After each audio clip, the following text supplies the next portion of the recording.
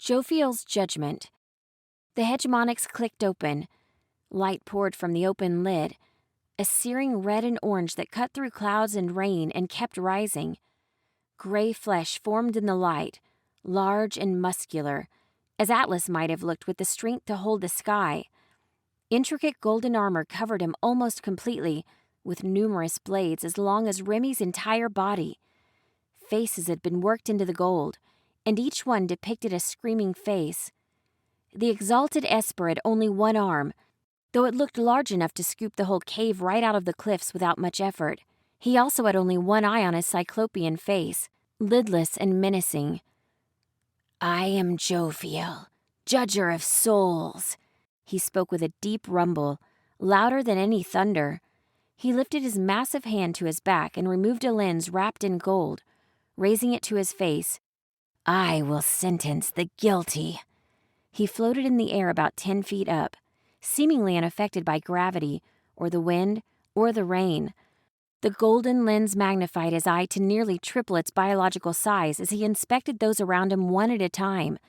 Somewhere, the hegemonics dropped with a clatter of stone and wood. It didn't matter. The Esper didn't fade.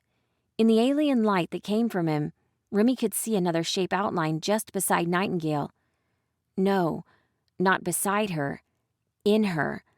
Shuddering transparent flesh glowed with teeth, eyes and organs wrapped tight around Nightingale's body. It worked her limbs like a puppet, forcing her to retreat. For the first time since her rescue, Remy could see genuine emotion on Nightingale's face. Horror. Jophiel advanced on her with the inexorable weight of grinding mountains. Yet even as he advanced, Nightingale's darkness fled. The cloud of alien organs and twisting limbs withdrew into Nightingale's body. She twitched a few times, then dropped to her knees like a limp puppet. Nightingale drew in a single gasping breath as Jophiel leaned over her. She made to crawl away, as though it would have done her any good. The exalted Esper seemed confused as it inspected her. "I sensed another within you. Something guilty. Something that shouldn't be. Yet, you've been replaced by something innocent. Do you trick me, human?" Jophiel's eye darted around the lens to see Nightingale. Nightingale stammered and backed up on her hands. She couldn't formulate any words and only squeaked and began to gasp.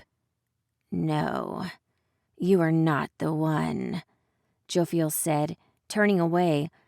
His eyes found Remy next, and she quaked under the pressure. She felt naked under that gaze, and she gripped the stone beneath her for what little help it could give. The Esper moved on, examining each of her friends in turn. It looked past Zeke, practically ignored Rook, and hesitated only momentarily on Padrick, before finally noticing Aisling. "I judged you twice before," he said, floating slowly towards her. "Once at the small house, and then again at the larger one. I spared you in both cases for a greater sinner. Now, your soul weighs heavily, I'm afraid." "What?" Aisling's mouth dropped open in disbelief. "No!" She looked as though she wanted to move. To run, maybe. He lifted that massive lens toward her, his one eye magnified to a gigantic size. "You're guilty, mortal. I exact the price your actions require." Remy cowered, shielding her face against the rock. "Wait!" Aisling pleaded, confused and angry, but her voice was cut short with a sound like an overfilled balloon hitting pavement. Remy felt hot wetness splatter against her wings and back. Jophiel's voice rumbled from beside her. "The least worthy has been judged. My work has been exacted, and my duty is served." Light flashed, bright enough that Remy could see it against the cliff. When it faded, the creature was gone. Remy whimpered, holding still as the rain washed Aisling's gore off her body. She wasn't sure how long she laid there before she felt Zeke's grip on her arm, helping her to her feet. Remy looked up and saw Nightingale cowering on the grass in the fetal position. "Night?" Rook rushed to her side. The Malama must have fled back inside of its host when it saw Jophiel. That exalted Esper might have just saved Nightingale's life. Sudden realization dawned on Remy, but she asked anyway, "What happened to Nightingale?" "She let the damn Malama puppet her in exchange for leading us to you," Rook said. "It promised to give her back once we got here, but it lied." "Oh God, because of me?" Remy covered her mouth. "Take this." She slung the bundle of stolen documents she found within the cave out toward Zeke, shaking off the worst of the water and blood. "Sure." Zeke packed them away without objection. Zeke and Rook watched with their guard up as Remy rushed to kneel near Nightingale and embraced her tearful, shaking friend. Nightingale was more than a little banged up. She looked awful. Even so, her color had returned.